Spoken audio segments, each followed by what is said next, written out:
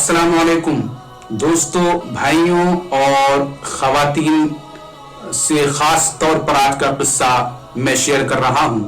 वो ख़वातीन जो खाना वगैरह बनाती हैं या किचन का देखभाल करती हैं। ये बड़ा ही सबक आमोज़ और नसीहत आमोज़ वाक़या और किस्सा है। इससे सबक हासिल करें और अपनी ज़िंदगी में इस पर अमल करने की कोशिश करें। एक रूहानी इलाज करने वाले बाबा का बयान किया हुआ ये वाक़या है कि कोई साहब मेरे पास आए और मुझसे कहने लगे कि बाबा, हमने सुना है आप रूहानी इलाज करते हैं। बाबा ने कहा, बताइए क्या परेशानी है। उन्होंने बयान किया तो रोने लगे, कहने लगे कि पहले मेरा काम काज, मेरा कारोबार बहुत अच्छा चलता था, मैं लाखों रुपए कमाता था, मेरे पास दौलत का अंबार था, अपनी गाड़ी थी, अपना फ्लैट था, सब कुछ बहुत अच्छा था, बहुत खुशहाल जिंदगी में गुजारा करता था।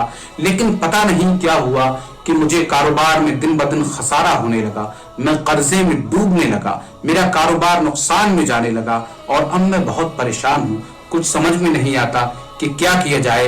आपके बारे में सुना है कि आप रूहानी इलाज करते हैं, तो मेरा इलाज कर दीजिए। ये मेरी परेशानी के दिन किसी तरह चले जाएं तो बड़ी मेहरबानी होगी। बाबा ने पूछा कि घबराओ मत, तुम्हारी जो परेशानी है उसका हल मिल जाएगा। ये बताइए, क्या तुम नमाज पढ़ते हो? उसने अर्ज किया, बाबा मैं नमाज भी पढ़ता हूँ, रोजे भी रखता हूँ, बड़ी दीनदारी के साथ जिंदगी गुजारने की कोशिश करता हूँ, मैं और मेरे अहले खाना, लेकिन उसके बावजूद भी पता नहीं क्या हो रहा है। बाबा ने कहा, अच्छा ये बताइए, जब तुम सब कुछ सही करते हो तो ये बताओ, क्या तुम्हारे घर में जो तुम्हारी बीवी हैं या बच्चियां हैं वो दीनदारी के साथ जिंदगी गुजारती हैं?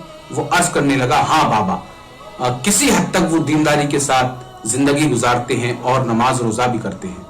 बाबा ने कहा, अच्छा ये बताइए कि तुम्हारे यहाँ खाना वगैरह कौन बनाता है?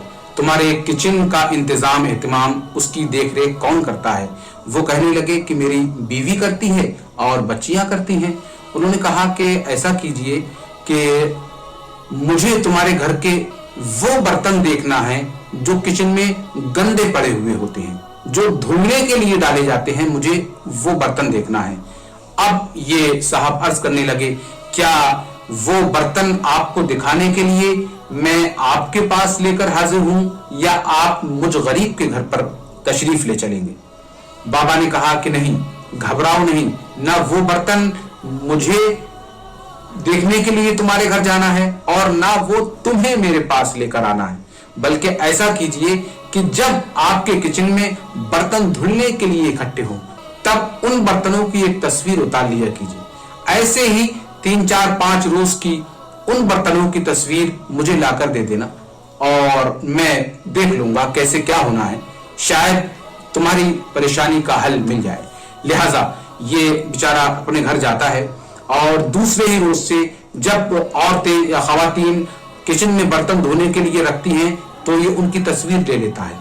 कई रोज इसी तरह से वो उन बर्तनों की तस्वीर ले लेता है और कई रोज के बाद जब वो बाबा के पास हाजिर होता है और कहता है कि बाबा देखिए, ये तस्वीर है, मेरे किचन की तस्वीर है, आप देख लीजिए, किसी ने बर्तनों पर तो कुछ नहीं किया है, क्या किया है?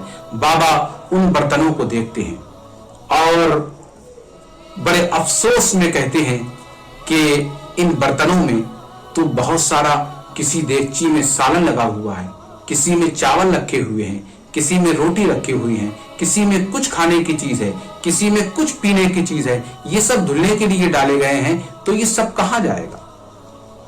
ये शख्स कहता है कि बाबा जाहिर सी बात है, जब ये किचन में धुलने के लिए रखे हुए हैं तो इसमें जो भी खाना है, जो भी चीज है, वो धो दी जाएगी, कचरे के डब्बे में जाएगी और वो फेंक जाएगी। बाबा अफसोस करते हुए कहते हैं कि ये रिस्क, ये बेहतरीन चीजें, ये लजीज खाने तुम्हें फेंकना, कचरे में डालना तो पसंद है, लेकिन किसी गरीब को खिलाना पसंद नहीं है।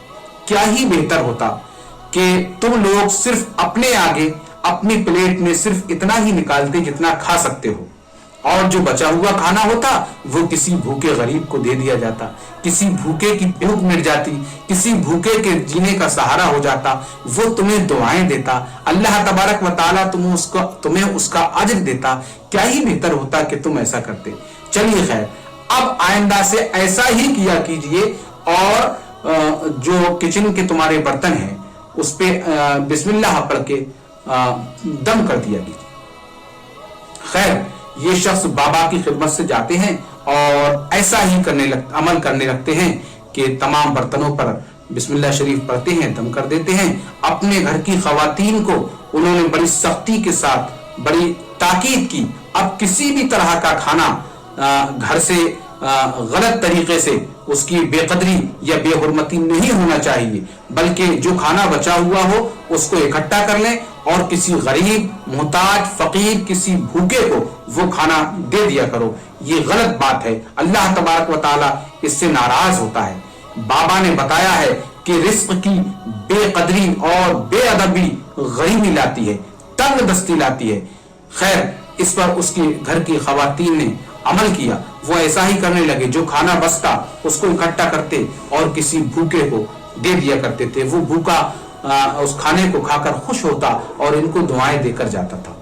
کچھ ہی دن کے بعد، سال 2 سال بعد، ان کا کاروبار بہت اچھا ہو گیا، ان کے رزق میں برکت ہونے لگی، ان کے جو پرانے عیش و آرام تھے وہ سب بحال ہونے لگے، کاروبار اچھا ہو گیا، مکان اچھا ہو گیا، گاڑیاں ہو گئی اور تمام طرح کی پیسے کی فراوانی ہو گئی جیسا کہ پہلے دنوں میں تھا۔ خیر، جب وہ خوشحال ہو جاتے ہیں اور خوب خوش ہو جاتے ہیں تو ایک دن شکریہ ادا کرنے کے لیے بابا کے پاس جاتے ہیں اور کہتے ہیں، بابا آپ نے تو مجھے بڑا اچھا وظیفہ بتایا تھا، بڑا بہتر کام بتایا تھا، اس سے میرے گھر میں بڑی خیر و برکت ہو گئی، میرے کاروبار میں خوب خیر و برکت ہو گئی، اور میں جیسا پہلے عیش و آرام سے زندگی گزارتا تھا اسی عیش و آرام کے ساتھ، اسی شانمان کے ساتھ زندگی گزار رہا ہوں۔ بابا نے کہا کہ یہ بات یاد رکھنا، کبھی زندگی میں رزق کی بے قدری مت کرنا، بھلے ہی تم کتنے ہی دولت مند ہو جاؤ، لیکن رزق کی بے قدری کرو گے تو غریبی ہر حال میں آئے گی۔ یہ جا کر اور لوگوں کو بھی بتا دینا کہ کسی طرح اپنے رزق کی بے قدری نہ کریں، اگر بچا ہوا کھانا ہو کسی غریب کو کھلا دے، بہت دعائیں ملتی ہیں، بڑے آپ کے رزق میں برکت ہوتی ہے۔ اور اب ایسا ہی آئندہ کرنا اور لوگوں کو بھی بتانا۔